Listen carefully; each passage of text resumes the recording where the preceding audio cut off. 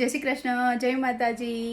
તો આજે છે ને હું 5 મિનિટમાં બટેકા પૌવા બનાવવાની છું। તો રેસીપી તમને આપી દઉં, ક્વિક, ઇઝી અને ફાસ્ટ। તો સૌથી પહેલા છે ને એક બાઉલ લેવાનું અને એમાં છે ને થોડું તેલ નાખવાનું અને એની અંદર છે ને થોડી રાઈ નાખી દેવાની, જીરું નાખી દેવાનું, થોડી હિંગ નાખી દેવાની અને મરચી, થોડી સીંગ અને લીમડો નાખી 1 મિનિટ સુધી ગરમ કરવાનું। માઇક્રોવેવમાં 1 મિનિટ સુધી આ મૂકી દેવાનું।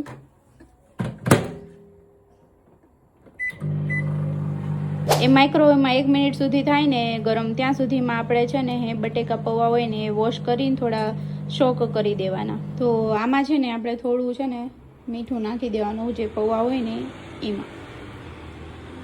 આ 1 મિનિટ સુધી થઈ જાય ને પછી બટેકા તમારે જે વેજીટેબલ નાખવું હોય ને, ગાજર, વટાણા જે નાખવું હોય ને નાખી દેવાનું, ટમેટું, અને એ નાખીને થોડીક આમાં છે ને હળદર, થોડી ચટણી